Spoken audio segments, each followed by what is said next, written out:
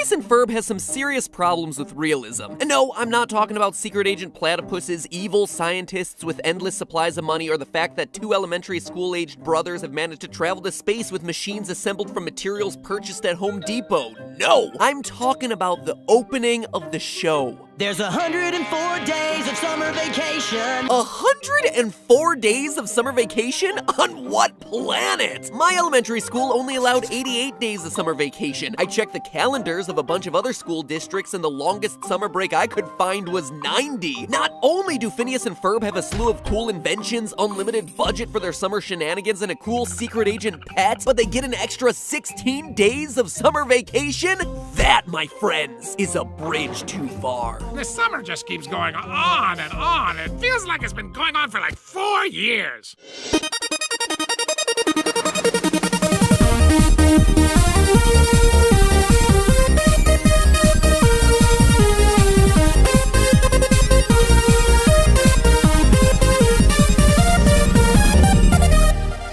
Hello, Internet! Welcome to Film Theory, the show where I put the summer vacations of fictional cartoon characters under the microscope, because my own summer vacations were mostly spent watching fictional cartoon characters. And the price is right! Have your pets spayed or neutered. Today I'm talking about Phineas and Ferb, which just last week celebrated the 10th anniversary of its debut. Now I can already hear some of you saying, Matt Pat, aren't you a little old to be watching a 10-year-old Disney Channel cartoon? Yes.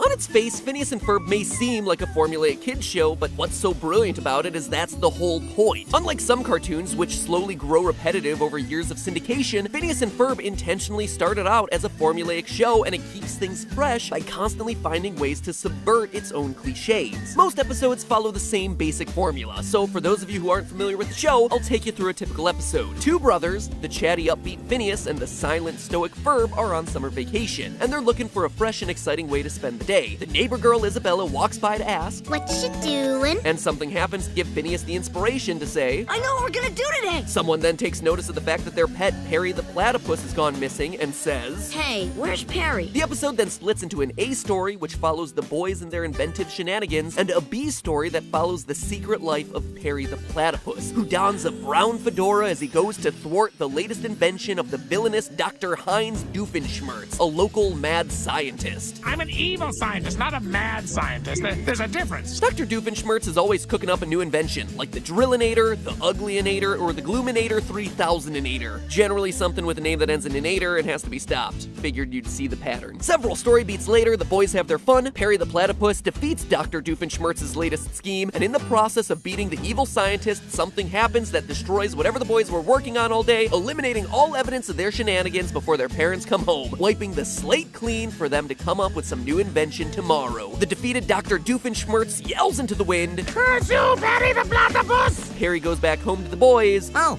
there you are, Perry. and the boys check another day of summer vacation off the calendar. Now, even though I'm talking about Phineas and Ferb, the TV show, I'm not actually going to be talking about Phineas and Ferb, the brothers. Instead, I want to focus today's episode on the villain of the story, Dr. Heinz Doofenshmirtz, creator and sole member of Doofenshmirtz Evil Incorporated.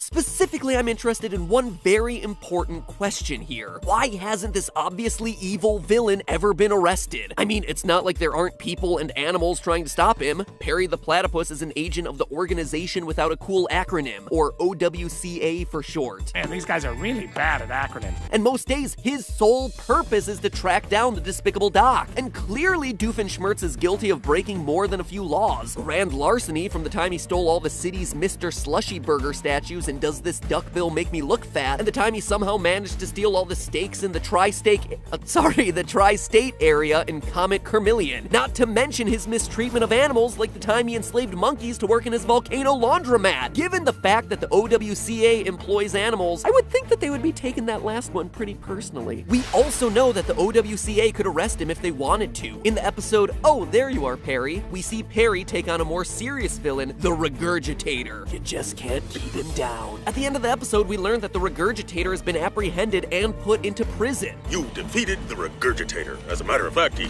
just landed in our prison. Notice that Perry's boss, Major Monogram, says our prison. This is an OWCA holding facility, not some generic state prison. They don't even have the excuse of not being able to find him. He has an enormous building in the middle of the city with a giant freaking name on the front. In short, if the OWCA wanted to arrest Doofenshmirtz, they could, but they don't. They don't even try, which means that something else has to be going on here. Something a bit more devious and underhanded. And that is what we're gonna expose today. Our first clues lie in the Phineas and Ferb special, The OWCA Files. Heinz Doofenshmirtz was once part of the agent training program at OWCA, which is a weird quirk of his past, considering that the organization only allows animals to serve as agents. You know, Carl, it's weird that he's not an animal.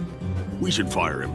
I am already on it, sir. Doofenshmirtz, though, found a loophole where he's legally considered an ocelot due to being raised by wild animals, meaning that he was lucky enough to get into the program. I'd say that's probably the first time anyone has described my being abandoned by my parents and raised by Central American wildcats as lucky. Why Doofenshmirtz left the agent training program, though, is a mystery, but it seems like he was fired due to incompetence. We see throughout the series that Doof is good at building things, he's just not good at using the things that he builds. Major Monogram even says it himself in the episode Agent Doof. You've done more harm inside the agency than you ever did outside. In short, OWCA doesn't want Doofenshmirtz as a member of their organization due to his destructive tendencies. Doofenshmirtz! But thanks to a few select details in the Phineas and Ferb movie, we know that they weren't ready to get rid of him completely. In the movie Phineas and Ferb Across the Second Dimension, Perry the Platypus has to break OWC protocol and reveal his secret identity to the two brothers, which, according to regulation, means that he has to be relocated to a new host family. Now that Agent P's cover has been blown, you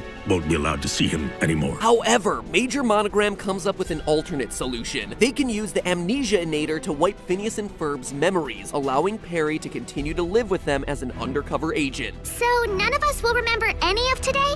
That's right. The boys agree, and in the process, they lose all the memories of the adventures that they had while visiting the second dimension with Perry. But hold on for a second there. Amnesia-inator? That sounds like the sort of stupid name that Dr. Doofenshmirtz would give an invention. And indeed, it is. Dr. Doofenshmirtz's Amnesia-inator. We find out in the movie that Perry's brown fedora isn't just for fashion. Hidden in his hat is an auto-scan replication device, which OWCA's been using to gather data on all of Doof's inventions so that they can then replicate them for themselves. Every operative is equipped with an auto-scan replication device, just like the one in your hat. We've been using the information you've gathered to replicate each and every one of Dr. Doofenshmirtz's innators. And this is where OWCA's motives finally become clear. Dr. Doofenshmirtz may have been a terrible secret agent and a bad villain. I mean, bad as in he's incompetent at being a villain, not that he's a bad villain, because he's really kind of harmless. But he's a brilliant inventor. The fact that all his plans go sideways usually has less to do with the inventions themselves and more to do with the way he tries to use them. Hey, all of my innators work. It's just that, I don't use them properly. I have poor planning skills. The auto-scan replication device in Perry's hat allows OWCA to benefit from Dr. Doofenshmirtz's inventions without having to deal with the problems that he would cause them by being an agent. And the best part is, Doofenshmirtz is the one paying to construct them all. Or, to be more accurate, his ex-wife is paying for it all. I get a big alimony check every month, so money's no object. Doofenshmirtz Evil Incorporated is unwittingly serving as OWCA's research and development department. True, they do have to employ Perry to swoop in once a day to scan Doofenshmirtz's latest invention and foil whatever evil plan he's trying to enact, but that's way cheaper than funding the cost of their own R&D. They let him run free so that they can continue to profit off of his work. And think about what Major Monogram said before. You've done more harm inside the agency than you ever did outside. If Doofenshmirtz is going to be more of a hindrance than a help to whichever side he's on, then having him on the side of evil is actually the best possible outcome for OWCA. We know that Doofenshmirtz is a member of the League of Villainous Evildoers maniacally uniting for frightening investments and naughtiness. You want us to be called